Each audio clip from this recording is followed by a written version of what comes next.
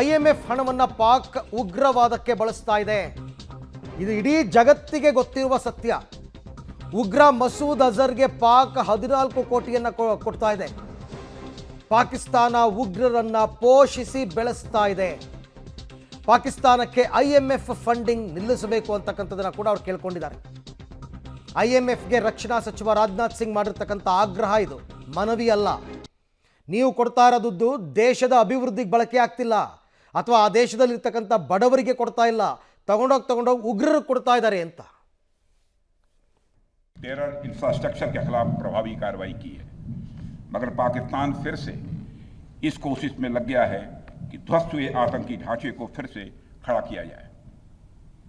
वहां की सरकार पाकिस्तानी आम नागरिकों से लिया गया टैक्स जैशे मोहम्मद जैसे आतंकवादी संगठन के आका मसूद अजहर को करीब 14 करोड़ रुपए देने में खर्च करेगी, जबकि वह यूनाइटेड नेशंस डेजिग्नेटेड टेररिस्ट घोषित हो चुका है।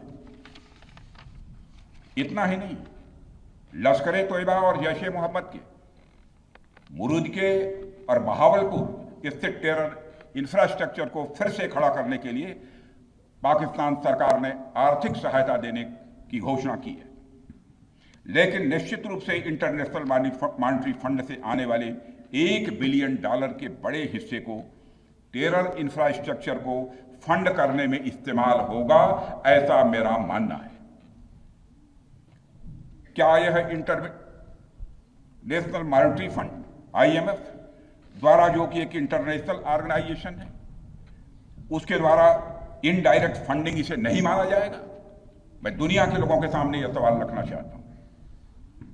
इसलिए मैं मानता हूं कि आज के समय में पाकिस्तान को किसी भी तरह की आर्थिक सहायता टेरर फंडिंग से कम नहीं है। भारत यही चाहेगा कि IMF पाकिस्तान को अपनी $1 बिलियन की असिस्टेंस पर वह पुनर्विचार करे और आगे भी किसी भी तरह की सहायता देने से IMF परहेज करे। भारत नहीं चाहता जो फंडिंग हम IMF को करते हैं वह डायरेक्ट या इनडायरेक्ट किसी भी तरीके से पाकिस्तान या किसी भी देश में टेरर इंफ्रास्ट्रक्चर को बनाने में वह इस्तेमाल की जाए। ರೈಟ್, ಈ ಬಗ್ಗೆ ಕೂಡ ಮತ್ತಷ್ಟು ಮಾಹಿತಿ ನನ್ನ ಕೊಲೀಗ್ ಶಬೀರ್ ಅವರಿಂದ ಪಡ್ಕೊಳ್ಳೋಣ. ಶಬೀರ್, IMF ಅವರು ಪಾಕಿಸ್ತಾನಕ್ಕೆ ಸಾಲ ಕೊಡೋದಕ್ಕೂ ಮೊದಲೇ ಭಾರತ ಮನವಿ ಮಾಡಿಕೊಂಡಿತ್ತು IMFಗೆ, ಸಾಲ ಕೊಡಬೇಡಿ, ನೀವು ಕೊಡೋ ದುಡ್ಡು ಉಗ್ರವಾದಕ್ಕೆ ಬಳಕೆಯಾಗುತ್ತೆ ಅಂತ. ಆದರೂ ಭಾರತದ ಮನವಿಯನ್ನು ಧಿಕ್ಕರಿಸಿ ಅವರು ಸಾಲ ಕೊಟ್ಟಿದ್ದಾರೆ. ಈಗ ಅದು ಏನಾಗಿದೆ ಅಂತಕ್ಕಂಥದ್ದು ಇಡೀ ಜಗತ್ತಿಗೆ ಸಾಕ್ಷಿಯನ್ನು ಭಾರತ ಕೊಡ್ತಾ ಇದೆ. ಜೊತೆಗೆ ಅಂತಾರಾಷ್ಟ್ರೀಯ ಮಟ್ಟದಲ್ಲಿ IMF ಮೇಲೆ ಮತ್ತಷ್ಟು ಏನಾದರೂ ಪ್ರೆಷರ್ ಹಾಕುವಂತಹ ಸಾಧ್ಯತೆ ಇದೆಯಾ ಅಂತ? ಅರವಿಂದ್, ನೋಡಿ, ಭಾರತ ಮೊದಲಿನಿಂದಲೂ ಕೂಡ IMF ಮೇಲೆ ನಿರಂತರವಾದಂಥ ಒತ್ತಡವನ್ನು ಹಾಕ್ತಾ ಇರುವಂಥದ್ದು, ಪಾಕಿಸ್ತಾನಕ್ಕೆ ಯಾವುದೇ ರೀತಿಯಾದಂಥ ಆರ್ಥಿಕ ನೆರವುಗಳನ್ನ ಕೊಡಬಾರ್ದು ಅನ್ನುವಂಥದ್ದು. ಮತ್ತೆ ಏಷ್ಯನ್ ಡೆವಲಪ್ಮೆಂಟ್ ಬ್ಯಾಂಕ್ಗೂ ಕೂಡ ಇಂಥದ್ದೇ ಒಂದು ಮನವಿಯನ್ನ ಭಾರತ ಮಾಡಿಕೊಂಡಿತ್ತು. ನಮ್ಮ ಹಣಕಾಸು ಸಚಿವೆಯಾಗಿದ್ದಂಥ ನಿರ್ಮಲಾ ಸೀತಾರಾಮನ್ ಅವರು ಏನು ಏಷ್ಯನ್ ಡೆವಲಪ್ಮೆಂಟ್ ಬ್ಯಾಂಕ್ ಅಧ್ಯಕ್ಷರು ಏನಿದ್ದಾರೆ ಅವ್ರನ್ನ ಭೇಟಿಯಾಗಿ ಕೂಡ ಮನವಿಯನ್ನ ಮಾಡ್ಕೊಂಡಿದ್ರು. ಈ ಎಲ್ಲ ಮನವಿಗಳ ಮೇಲೆ ಆಗ್ರಹಗಳ ಬಳಿಕವೂ ಕೂಡ ಈಗ IMF ಪಾಕಿಸ್ತಾನಕ್ಕೆ ನಿರಂತರವಾದಂಥ ಹಣ ಸಹಾಯವನ್ನ ಮಾಡುವಂತ ಕೆಲಸವನ್ನ ಮಾಡ್ತಾ ಇದೆ. ಪಾಕಿಸ್ತಾನ ಇಲ್ಲಿ ಅಮೆರಿಕವನ್ನ ಬಳಸಿಕೊಂಡು ಅಂತಾರಾಷ್ಟ್ರೀಯ ಮಟ್ಟದಲ್ಲಿ ಧನ ಸಹಾಯ ಪಡೆಯುವಂತ ಕೆಲಸವನ್ನ ನಿರಂತರ ಮಾಡ್ತಾ ಇರುವಂತದ್ದು. ಇದಕ್ಕೆ ಕೊಕ್ಕೆ ಹಾಕಬೇಕು ಅನ್ನುವಂತ ನಿಟ್ಟಿನಲ್ಲಿ ಭಾರತವು ಕೂಡ ಪ್ರಯತ್ನವನ್ನ ಮಾಡ್ತಾ ಇದೆ. ಇತ್ತೀಚೆಗೆ ಕೂಡ ಒಂದಿಷ್ಟು ಹಣವನ್ನ, ದೊಡ್ಡ ಪ್ರಮಾಣದ ಹಣವನ್ನ ಧನ ಸಹಾಯದ ರೂಪದಲ್ಲಿ ಈಗ IMF ಕೊಟ್ಟಿರುವಂತದ್ದು. ಇದಕ್ಕೂ ಕೂಡ ಈಗ ರಾಜನಾಥ್ ಸಿಂಗ್ ಅವರು ಆಕ್ಷೇಪವನ್ನ ವ್ಯಕ್ತಪಡಿಸಿದ್ದಾರೆ.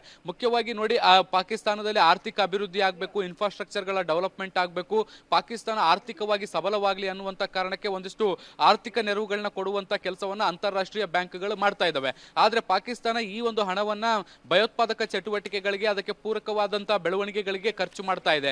ಈಗ ನೋಡಿ, ಅದಕ್ಕೆ ಉದಾಹರಣೆಯನ್ನು ಕೂಡ ರಾಜನಾಥ್ ಸಿಂಗ್ ಅವರು ಕೊಟ್ಟಿರುವಂತದ್ದು. ಇತ್ತೀಚೆಗೆ ಏನು ಆಪರೇಷನ್ ಸಿಂಧೂರದಲ್ಲಿ ಸಾವನ್ನಪ್ಪಿದ್ರು, ಆ ಒಂದು ಭಯೋತ್ಪಾದಕರಿಗೆ ಪ್ರತಿ ಒಬ್ಬ ವ್ಯಕ್ತಿಗೂ ಕೂಡ $1 ಕೋಟಿ ಅನುದಾನವನ್ನ ಅಥವಾ ಪರಿಹಾರವನ್ನ ಕೊಡುವಂತ ಕೆಲಸವನ್ನ ಈಗ ಪಾಕಿಸ್ತಾನ ಮಾಡಿದೆ. ಇದ್ರ ಜೊತೆಗೆ ಪಾಕ್ ಪ್ರಧಾನಿ ಒಂದು ಭರವಸೆಯನ್ನ ಕೊಟ್ಟಿದ್ದಾರೆ. ಯಾವೆಲ್ಲ ಏನು ಭಯೋತ್ಪಾದಕ ನೆಲೆಗಳು ಧ್ವಂಸ ಆಗಿದಾವೆ ಅವುಗಳನ್ನ ಮತ್ತೆ ನಿರ್ಮಾಣ ಮಾಡ್ಕೊಡ್ತೀವಿ ಅನ್ನುವಂತ ಭರವಸೆಯನ್ನು ಕೂಡ ಕೊಟ್ಟಿದ್ದಾರೆ. ಅಲ್ಲಿಗೆ ಒಂದಂತೂ ಸ್ಪಷ್ಟ, ಪಾಕಿಸ್ತಾನ ಭಯೋತ್ಪಾದಕ ಪೂರಕವಾದಂತ ಕೆಲಸಗಳನ್ನ ಮಾಡ್ತಾ ಇದೆ, ಅವರಿಗಾಗಿ ಹಣವನ್ನ ವಿನಿಯೋಗಿಸ್ತಾ ಇದೆ ಅನ್ನುವಂಥದ್ದು ಸ್ಪಷ್ಟವಾಗಿರುವಂತದ್ದು. ಹೀಗಾಗಿ ಅವ್ರಿಗೆ ಪಾಕಿಸ್ತಾನಕ್ಕೆ ಹಣಕಾಸಿನ ನೆರವು ಕೊಡಬಾರ್ದು ಅನ್ನುವಂಥದ್ದು ಕೂಡ ಈಗ ಭಾರತದ ಆಗ್ರಹ ಆಗಿರುವಂತದ್ದು. ಥ್ಯಾಂಕ್ ಯು ಶಬೀರ್, ತಮ್ಮೆಲ್ಲ ಮಾಹಿತಿಗೆ ಧನ್ಯವಾದ. ಬಟ್ ಏನು ಮಾಡೋದು, IMF ಅನ್ನ ನಿರ್ವಹಣೆ ಮಾಡ್ತಾ ಇರತಕ್ಕಂಥ ಅಮೆರಿಕದವರು ಅವರು ಮಗುನೂ ತೂಗ್ತಾರೆ, ತೊಟ್ಲು ತೂಗ್ತಾರೆ, ಮಗು ಚಿಮ್ತಾರೆ.